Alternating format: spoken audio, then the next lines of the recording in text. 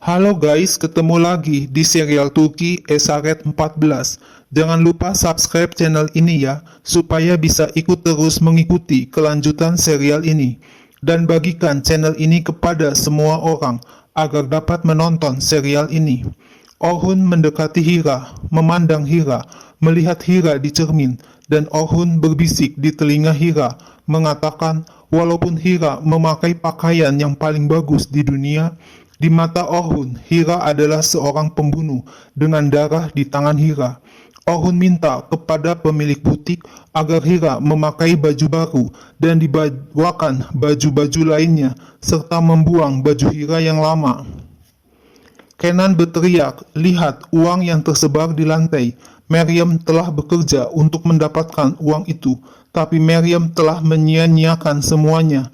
Maryam bilang apa yang dikatakan Kenan adalah benar. Maryam pergi meninggalkan Kenan. Eda menangis sedih sesampainya di rumah. Yelda menyindir Eda, Hira, gadis yang tidak dikenal, duduk dengan kekayaan dari keluarga Demirhanli, sedangkan Eda duduk menangis di sini. Yelda pikir Eda lebih pintar dari Vedat. Vedat tidak dapat melakukan apa-apa, dan Eda juga sama, tidak bisa apa-apa. Orhun menghamburkan uangnya untuk budak seperti Hira, dan Eda terlihat tercengang melihatnya. Eda marah kepada Yelda, ibunya, dan mengatakan, apakah Eda adalah mesin uang buat Yelda? Apakah Yelda tidak melihat betapa patah hatinya Eda? Apakah Yelda tidak mencintai Eda sama sekali? Laki-laki yang Eda cintai menikah dengan seorang pembantu. Hati Eda sakit seperti dicabut. Masalah Yelda hanya memikirkan uang. Vedat datang dan berkata, sekarang jelas alasan untuk pukulan yang Vedat terima dari Orhun.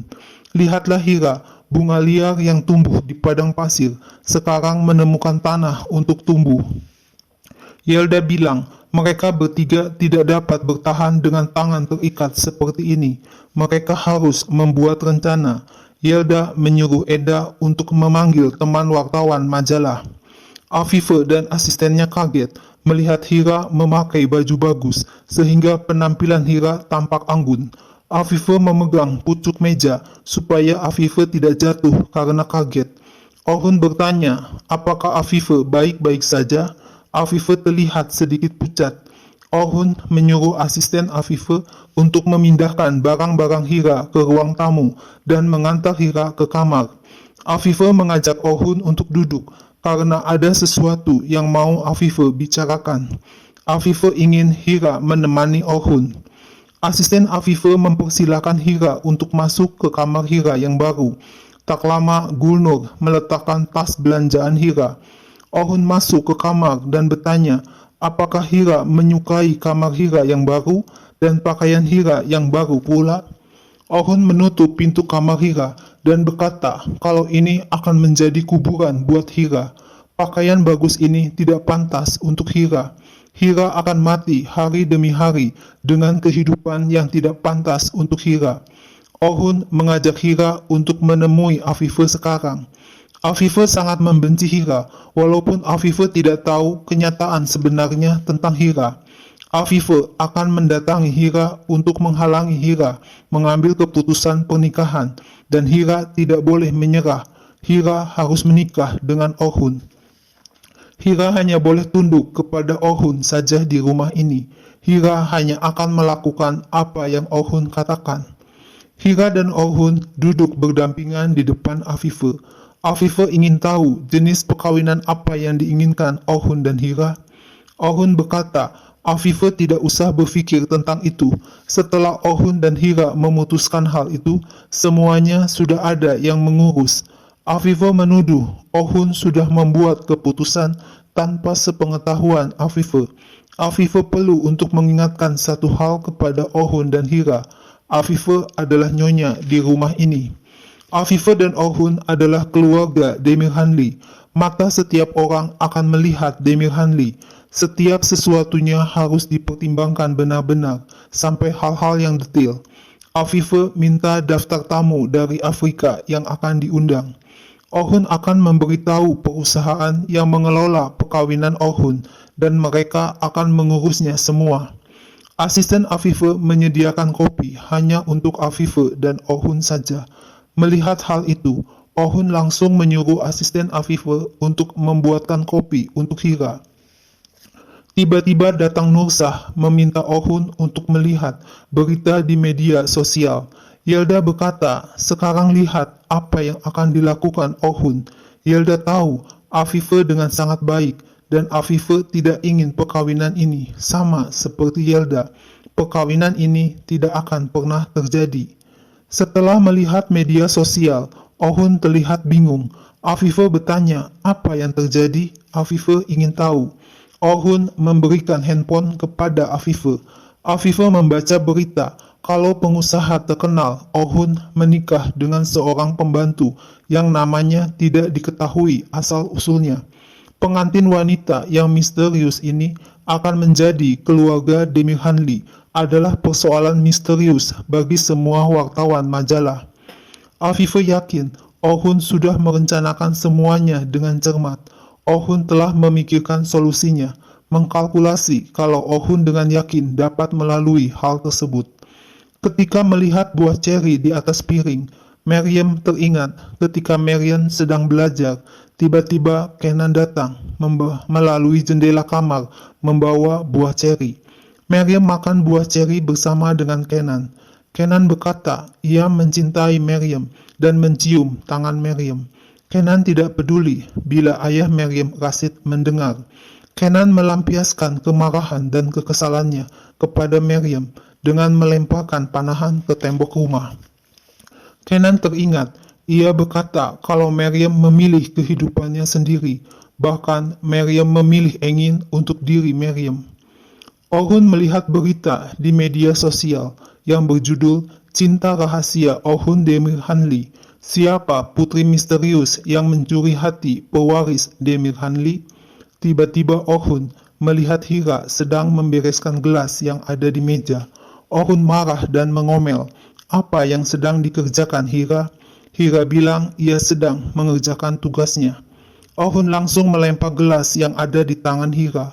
Ohun mengatakan tugas Hira adalah menjadi istri Ohun. Hira disuruh Ohun untuk mengingatnya di kepala. Wartawan majalah akan datang untuk wawancara besok sore. Hira tidak boleh membuat kesalahan. Afife menemui Hira di kamar Hira dan mengatakan kalau Hira tidak perlu berpura-pura di depan Afife. Dulu Afife meremehkan Hira, tapi sekarang tawaran untuk Hira berbeda. Jika Hira meninggalkan mansion sekarang, Afife akan melakukan apapun yang perlu untuk hidup damai dan kenyamanan selama sisa hidup Hira. Hira disuruh memutuskan sampai wartawan majalah datang. Mobil akan membawa Hira pergi jauh. Tapi jika Hira meneruskan menikah dengan Ohun, Hira akan hidup menderita. Nefes mengajak Maryam pergi ke taman. Maryam mau menemani Nefes bermain. Asye akan tidur dan istirahat dengan baik. Maryam pergi ke tempat Feriha. Feriha mengeluh kalau Asye tidak akan memberitahu siapapun kalau ia sakit. Maryam bingung apa yang harus ia lakukan. Asye harus dioperasi. Tiba-tiba ada orang yang membawakan satu buntalan berisi potongan kain sisa dari pabrik. Maryam bersedia untuk menjualkan kain sisa tersebut. Maryam memerlukan uang segera untuk membayar hutang kepada Kenan dan Asye harus segera dioperasi. Tapi orang-orang tidak mau membeli kain Maryam. Nefes mengajak Maryam pulang karena sangat mengantuk, tapi Maryam belum menjual kain satupun. Maryam membuatkan tempat tidur dari kain dan Nefes disuruh tidur. Tiba-tiba Kenan melihat Maryam sedang menidurkan Nefes di lantai. Kenan merasa iba. Kenan menyuruh Salih untuk membeli semua kain yang dijual oleh Maryam. Kenan menawarkan Sepnem untuk mengambil kain yang ada di dalam tas, dan Kenan tidak mau melihat kain-kain itu di depan matanya. Setibanya di rumah, Maryam dan Nefes mendengar Rashid sedang memarahi Asye, sehingga Nefes ketakutan. Maryam menahan tangan Rashid yang hendak memukul Asye.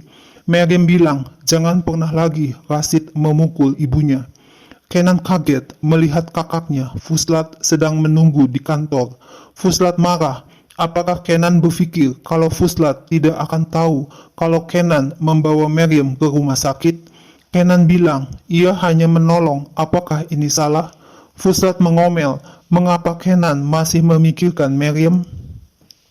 Hira berpikir dan merenung dan teringat perkataan Orhun kalau tugas Hira adalah menjadi istri Orhun. Hira menolak tugas untuk menjadi istri Orhun. Hira tidak bisa melakukan hal itu. Hira mengambil baju lamanya dari dalam laci. Tapi begitu melihat kalung pemberian Nihan dan teringat perkataan Nihan supaya Hira tidak meninggalkan Orhun dan Hira tinggal di samping Orhun demi Nihan. Orhun berkata, ia akan bertemu dengan wartawan majalah di beranda depan dan asisten Afife disuruh untuk menyiapkan segalanya. Tak lama, Gulcin, wartawan majalah itu datang untuk interview Orhun. Orhun menyuruh Gulnur untuk memberitahu Hira kalau tamunya sudah datang. Orhun gelisah melihat jam tangan dan melihat ke pintu rumah, tapi Hira belum muncul juga. Di dalam kamar, Hira masih bingung apa yang harus Hira lakukan. Gulnur kaget melihat Hira belum bersiap-siap. Wartawan sudah datang dan Orhun sudah menunggu Hira di luar. Gulcin bertanya, apakah calon istri Orhun akan datang? Orhun berkata, Hira akan datang. Gulcin mengira kalau calon istri Orhun ingin tetap menjaga rahasianya. Gulcin makin ingin tahu mengenai Hira. Hira muncul dengan memakai kalung pemberian Nihan. Gulcin mengatakan secara jujur ia pantas untuk menunggu karena calon istri Orhun sangat menarik dan misterius. Orhun menggandeng tangan Hira dan menyuruh Hira untuk duduk. Gulcin bertanya, bagaimana cinta yang indah ini dimulai? Bagaimana Orhun bertemu dengan Hira?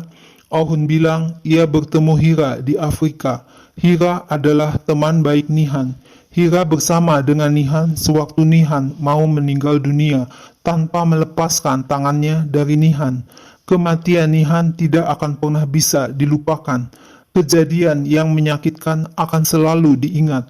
Dari jauh, Afife melihat Hira bersama Orhun dan Gulcin. Afife marah dengan menggempalkan tangannya karena Hira tidak mengikuti kemauan Afife untuk pergi. Orhun melihat Afife sedang memandang ke arahnya. Gulcin berkata, orang-orang memanggil Orhun sebagai putra mahkota keluarga Demirhanli, sebagai pewaris yang banyak diimpikan oleh setiap wanita muda. Orhun tidak pernah terlihat berdampingan dengan seorang wanita pun sampai hari ini. Bagaimana Orhun memutuskan untuk menikah seperti ini? Orhun bilang tidak ada logika dalam cinta.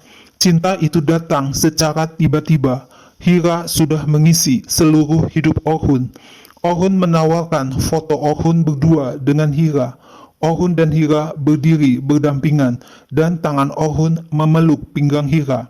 Nah guys, lalu apa yang akan terjadi selanjutnya? Saksikan terus ya serial ini. Jangan lupa subscribe dan share channel ini ya.